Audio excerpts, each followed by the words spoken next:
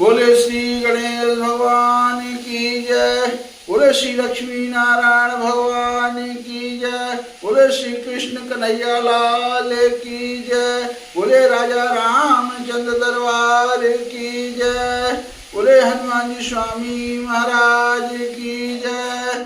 बोले उमापति महादेव की जय। बोले अम्बे मात की जय। आप सभी मेरे प्यारे भाई और बहनों का हमारे YouTube चैनल पर आप सभी का स्वागत है। आप लोग कैसे हैं? मैं भगवान से प्रार्थना करता हूँ कि आप लोग सकुशल और मंगलमय होंगे। आपको हमेशा भगवान प्रभु स्वस्थ रखें और आपके बाल बच्चे परिवार को हमेशा खुशहाल रखें। मैं भगवान से यही प्रार्थना करता हूँ। अब आज हम श्रीमद् भागवत महापुराण की कथा सुनाएंगे। आज की कथा हमारे पीछे के पाठ में अगर आप लोग सुने होंगे तो बहुत सुंदर कथा थी।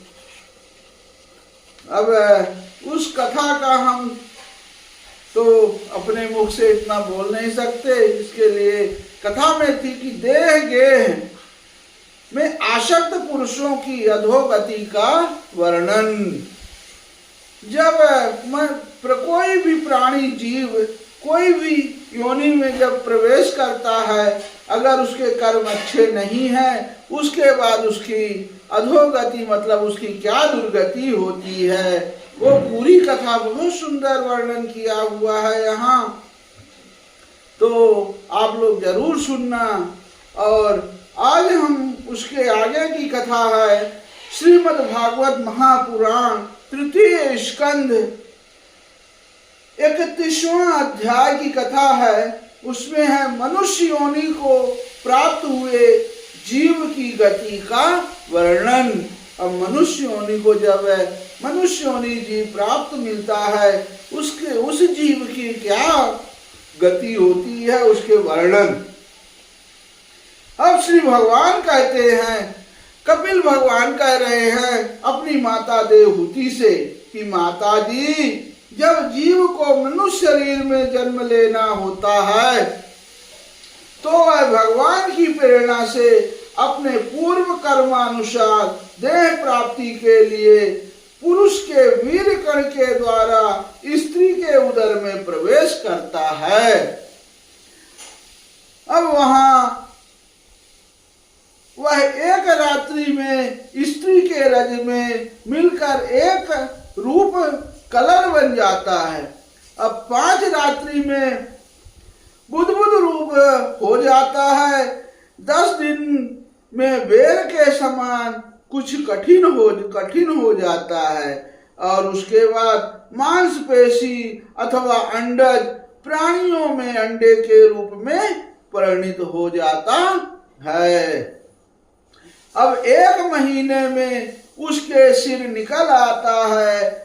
2 मास में हाथ पांव आदि अंगों का विभाग हो जाता है और 3 मास में नख, रोम, अस्थि, चर्म, स्त्री पुरुष के चिन्ह तथा अन्य छिद्र उत्पन्न हो जाते हैं। कैसी लगी कथा दोस्तों? पूरी कथा सुनना। ऐसी कथा आपको कहीं नहीं मिलेगी। हम बहुत छोटी सी बारीक बातें आपको कथा में बता रहे हैं। अब 4 मास में उसमें मां शांति 7 धातुएं पैदा हो जाती है। अब 5वें महीने में उसे भूख प्यास लगने लगती है और 6ठे मास में झिल्ली से लिपट कर वह दाहिनी कोख में घूमने लगता है। जब बच्चा 6 महीने का होता है तब वो पेट के अंदर माँ के उदर में ही वो चलने फिरने लगता है। अब उस समय माता के खाए हुए अन्न जल आदि से उसकी सब धातुएं पुष्ट होने लगती है। उस समय माता जो गर्भवती माँ जो कुछ भी खाती हैं वही से उसी से उसके बच्चे का भी भोजन मिलता है और वह कृमियां जंतुओं के उपस्थित स्थान उस जघन्य मलमूत्र के गड्ढे में पड़ा रहता है। वह सुकुमार तो होता ही है, इसीलिए जब वहां के भूखे कीड़े उसके अंग प्रत्यंग नोचते हैं तब अत्यंत क्लेश के कारण वह क्षण क्षण में अचेत हो जाता है। अब माता के खाए हुए कड़वे, तीखे, गरम, नमकीन, रूखे और खट्टे आदि उग्र पदार्थों का स्पर्श होने से उसके सारे शरीर में पीड़ा होने लगती है। अब वह जीव माता के गर्भाशय में झिल्ली से लिपटा और आंतों से घिरा रहता है। उसका सिर पेट की ओर तथा पीठ और गर्दन कुंडलाकार मुड़े रहते हैं। अब वह पिंजड़े में बंद पक्षी के समान पराधीन एवं अंगों को हिलाने डुलाने में भी असमर्थ रहता है। इसी समय अदृष्ट की प्रेरणा से उसे स्मरण शक्ति प्राप्त होती है। अब समय अदृष्ट की प्रेरणा से उसे स्मरण शक्ति प्राप्त होती है, तब अपने सैकड़ों जन्मों के कर्म याद आ जाते हैं और वह बेचैन हो जाता है तथा उसका दम घुटने लगता है। ऐसी अवस्था में उसे क्या शांति मिल सकती है।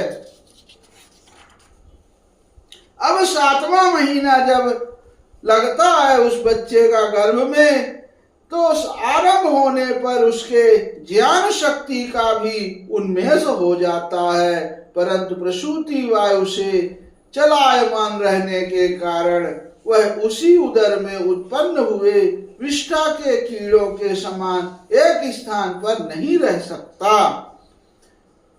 तब सप्त धातु में स्थूल शरीर से बंधा हुआ वह देहात्म दर्शी जीव अत्यंत भयभीत होकर दीन वाणी से कृपा याचना करता हुआ हाथ जोड़कर उस प्रभु की स्तुति करता है जिससे उसे माता के गर्भ में डाला है।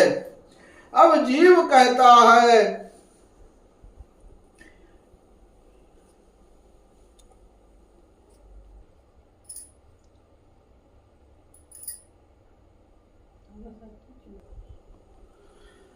जीव कहता है मैं बड़ा अधम हूं।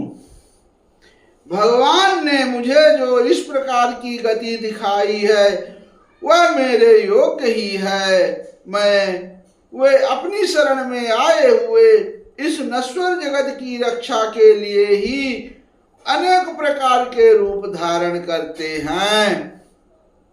अतः मैं भी भूतल पर विचरण करने वाले उन्हीं के निर्भय शरणान बिंदों की शरण लेता हूँ। जो मैं जीव इस माता के उदर में देह, इंद्रिय और अंतःकरण रूपा माया का आश्रय कर पुण्य पाप रूप कर्मों से आच्छादित रहने के कारण बद्ध की तरह हूँ, यही अपने संतप्त हृदय से प्रतीत होने वाले उन विशुद्ध यानी उपाधि रहित अविकारी और अखंड बोध स्वरूप परमात्मा को नमस्कार करता हूँ। वस्तुतः शरीर आदि से रहित होने पर भी देखने में 5 भौतिक शरीर से संबंध हूँ और इसलिए इंद्रिय, गुण, शब्दार्थ, विषय और चिदाभास अहंकार रूप जान पड़ता हूँ। अतः इस शरीर आदि के आवरण से जिनकी महिमा कुंठित नहीं हुई है, उन प्रकृति और पुरुष के निरंता सर्वज्ञ विद्या शक्तिमान संपन्न परम पुरुष की मैं वंदना करता हूँ। अब उन्हीं की माया से अपने स्वरूप की स्मृति नष्ट हो जाने के कारण यह जीव अनेक प्रकार के सत्वादि गुण और कर्म के बंधन से युक्त यह संसार मार्ग में तरह तरह के कष्ट झेलता हुआ भटकता रहता है।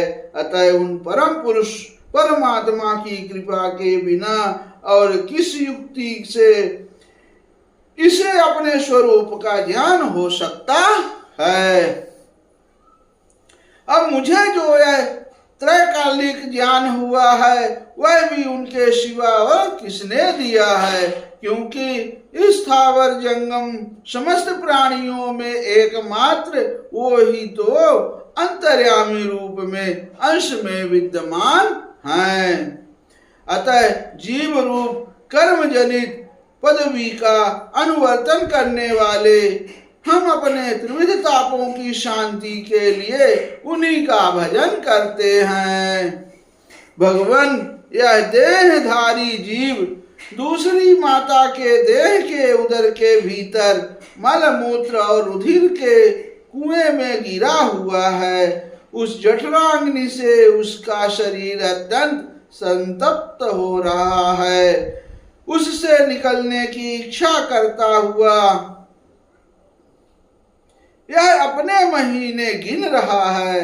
भगवान, अब इस दिन को यहाँ से कब निकाला जाएगा?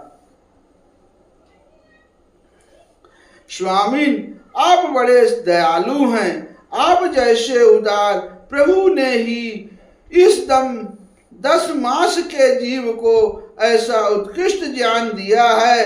दीन बंधु, इस अपने किए हुए उपकार से ही आप प्रसन्न हो, क्योंकि आपको हाथ जोड़ने के सिवा आपके उस उपकार का बदला तो कोई दे भी क्या सकता है। अब प्रभु, संसार के ये पशु पक्षी आदि अन्य जीव तो अपनी मूढ़ बुद्धि के अनुसार अपने शरीर में होने वाले सुख दुख आदि का ही अनुभव करते हैं, किंतु मैं तो आपकी कृपा से सम दम आदि साधन संपन्न शरीर से युक्त हुआ हूँ। अतः आपकी दी हुई विवेक भक्ति बुद्धि से आप पुराण पुरुष को अपने शरीर के बाहर और भीतर अहंकार के आश्रयभूत आत्मा की भांति प्रत्यक्ष अनुभव करता हूँ। अब भगवान, इस अत्यंत दुख भरे हुए गर्भाशय में यद्यप मैं बड़े कष्ट से रह रहा हूँ, तो भी इससे बाहर निकलकर संसार में अंधकूप में गिरने की मुझे बिल्कुल इच्छा नहीं है। देखिए, गर्भ में रहकर भी जो बच्चा रहता है वो भगवान से प्रार्थना करता है कि मैं जहाँ हूँ वहीं रहने दो, इस संसार के मोह माया में मुझे मत डालिए, क्योंकि इसमें जाने वाले जीव को आपकी माया घेर लेती है। अब जिसके कारण उसकी संसार में अहम बुद्धि हो जाती है और उसके परिणाम में उसे फिर इस संसार चक्र में ही पड़ना होता है। अंत मैं व्याकुल होकर छोड़कर हृदय में श्री विष्णु भगवान के चरणों को स्थापित कर आपकी बुद्धि की सहायता से ही अपने को बहुत शीघ्र इस संसार रूप समुद्र में पार लगा दूंगा, जिससे मुझे अनेक प्रकार के दोषों से युक्त यह संसार दुख फिर न प्राप्त हो। अब कपिल भगवान कहते हैं कि माता, वह 10 महीने का जीव गर्भ में ही जब इस प्रकार विवेक संपन्न होकर भगवान की स्तुति करता है, तब उसे अधोमुख बालक को प्रसव काल की वायु तत्काल बाहर आने के लिए ढकेलती है। उसके सहसा ठेलने पर यह बालक अत्यंत व्याकुल हो नीचे सिर करके बड़े कष्ट से बाहर निकलता है। उस समय उसके श्वास की गति रुक जाती है और पूर्व स्मृति नष्ट हो जाती है। जय हो। अब पृथ्वी पर माता के रुधिर और मूत्र में पड़ा हुआ यह बालक विष्ठा के कीड़े के समान छटपटाता है। उसका गर्भवास का सारा ज्ञान नष्ट हो जाता है और वह विपरीत गति यदि देहाभिमान रूप अज्ञान दशा को प्राप्त होकर बार बार जोर जोर से रोता है। देखिए, गर्भ के अंदर भी भगवान उसे जो ज्ञान दिए होते हैं वो गर्भ में ही उसका ज्ञान खत्म कर देते हैं। जब धरती पर गिरता है बालक, तब उससे कोई पीछे का ज्ञान कुछ नहीं रहता है, और वो बाहर आकर फिर जब धरती पे गिरता है तो फिर रोने लगता है। अब आगे कथा बहुत सुंदर है। अब आगे की कथा है। फिर जो लोग उसका अभिप्राय नहीं समझ सकते, उनके द्वारा उसका पालन पोषण होता है। ऐसी अवस्था में उसे जो प्रतिकूलता प्राप्त होती है, उसका निषेध करने की शक्ति भी उसमें नहीं होती। जब उस जीव को शिशु अवस्था में मैली कुचैली खाट पर सुला दिया जाता है, जिसमें खटमल आदि स्वदेजर जीव चिपके रहते हैं, तब उसमें शरीर को खुजलाने, उठाने अथवा करवट बदलने की भी सामर्थ्य न होने के कारण वह बड़ा कष्ट पाता है। अब उसकी त्वचा बड़ी कोमल होती है, उसे डांस, मच्छर और खटमल आदि उसी प्रकार काटते रहते हैं जैसे बड़े कीड़ों को छोटे कीड़े। अब इस समय उसका गर्भावस्था का सारा ज्ञान जाता रहता है, सिवा रोने के वह कुछ नहीं कर सकता। इसी प्रकार बाल्य यानी कौमार और पौंगड़ यानी अवस्थाओं के दुख भोग कर वह बालक युवावस्था में पहुंचता है। उस समय उसे यदि कोई इच्छित भोग नहीं प्राप्त होता तो अज्ञानवश उसका क्रोध उद्दीप्त हो उठता है और वह शोकाकुल हो जाता है। अब देह के साथ ही साथ अभिमान और क्रोध बढ़ जाने के कारण वह काम परवश जीव अपना ही नाश करने के लिए दूसरे कामी पुरुषों के साथ बैठ ठानता है। बिल्कुल सही बात है, जैसा आज हो रहा है। अब खोटी बुद्धि वाला वह अज्ञानी जीव पंचभूतों से रचे हुए इस देह में मिथ्याभिनिवेश के कारण निरंतर मैं मेरेपन का अभिमान करने लगता है, जो शरीर इससे वृद्धावस्था आज अनेकों प्रकार के कष्ट ही देता है तथा अविद्या और कर्म के सूत्र से बंधा रहने के कारण सदा इसके पीछे लगा रहता है। अब उसी के लिए यह तरह तरह के कर्म करता रहता है, जिनमें बंध जाने के कारण इसे बार बार संसार चक्र में पड़ना होता है। सन्मार्ग में चलते हुए यदि इसका किन्हीं जिह्वा और उपस्थेंद्रिय के भोगों में लगे हुए विषय पुरुषों से समागम हो जाता है और यह उनमें आस्था करके उन्हीं का अनुगमन करने लगता है, तो पहले के समान ही फिर नारकी योनियों में पड़ता है, जिसके संग से इसके सत्य, शौच यानी बाहर भीतर की पवित्रता, दया, वाणी का संयम, बुद्धि, धन संपत्ति, लज्जा, यश, क्षमा, मन और इंद्रियों का संयम तथा ऐश्वर्य आदि सभी सद्गुण नष्ट हो जाते हैं। अतः उन अत्यंत शोचनीय स्त्रियों के क्रीड़ा में यानी खिलौना, अशांत, मूढ़ और देहात्मदर्शी असत पुरुषों का संग कभी नहीं करना चाहिए।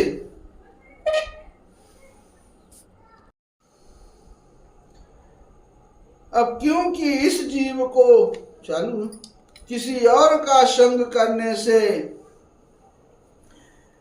ऐसा मोह और बंधन नहीं होता जैसा स्त्री और स्त्रियों के संगियों का संग करने से होता है। एक बार अपनी पुत्री सरस्वती को देखकर ब्रह्मा जी भी उसके रूप लावण्य से मोहित हो गए थे और उसके मृगी रूप होकर भागने पर उसके पीछे निर्लज्जता पूर्वक मृग रूप होकर दौड़ने लगे थे। देखिए यहाँ भी ब्रह्मा जी जब माता सरस्वती के ऊपर मोहित हो गए थे, उस समय माता सरस्वती हिरणी का रूप यानी मृगी का रूप धारण कर वहां भागती रहती थी। उस समय फिर ब्रह्मा जी भी निर्लज्जता पूर्वक मृग रूप धारण करके उनके पीछे दौड़ते रहे।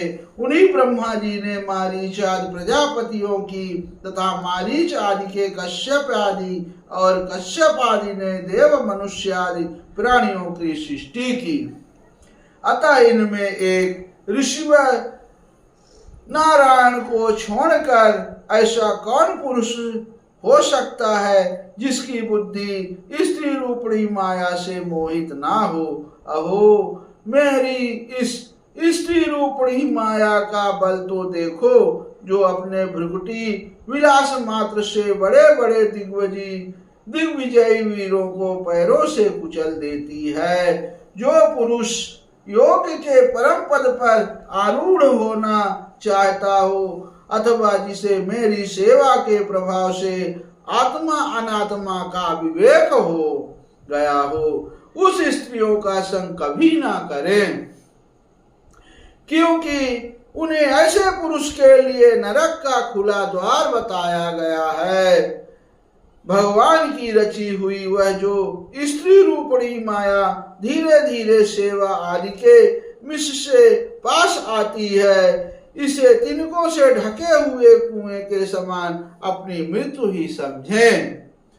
अब स्त्री में आसक्त रहने के कारण तथा अंत समय में स्त्री का ही ध्यान रहने से जीव को स्त्री योनि प्राप्त होती है।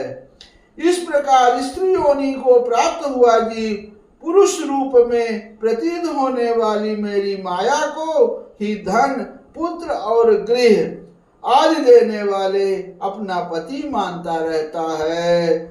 सो जिस प्रकार व्याधे का गान कानों को प्रिय लगने पर भी बेचारे भोले भाले पशु पक्षियों को फंसाकर उनके नाश का ही कारण होता है। बहुत सुंदर कथा है। उसी प्रकार उन पुत्र, पति और गृह आदि को विधाता की निश्चित की हुई अपनी मृत्यु ही जाने। देवी जीव के उपाधिभूत लिंग देह के द्वारा पुरुष एक लोक से दूसरे लोक में जाता है और अपने प्रारब्ध को भोगता हुआ निरंतर अन्य देहों की प्राप्ति के लिए दूसरे कर्म करता रहता है।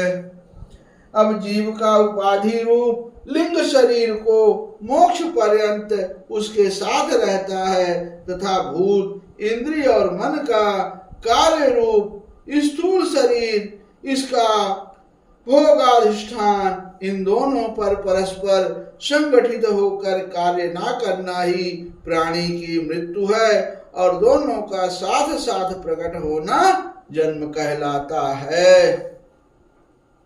अब पदार्थों की उपलब्धि के स्थान रूप इस स्थूल शरीर में जब उनको ग्रहण करने की योग्यता नहीं रहती, यह उसका मरण है और यह स्थूल शरीर ही मैं हूँ, इस अभिमान के साथ उसे देखना उसका जन्म है। नेत्रों में जब किसी दोष के कारण रूप आदि को देखने की योग्यता नहीं रहती, तभी उनमें रहने वाली चक्षु इंद्रिय भी रूप देखने में असमर्थ हो जाती है और जब नेत्र और उनमें रहने वाली इंद्रिय दोनों ही रूप में देखने में असमर्थ हो जाते हैं, तभी इन दोनों के साक्षी जीव में भी वह योग्यता नहीं रहती।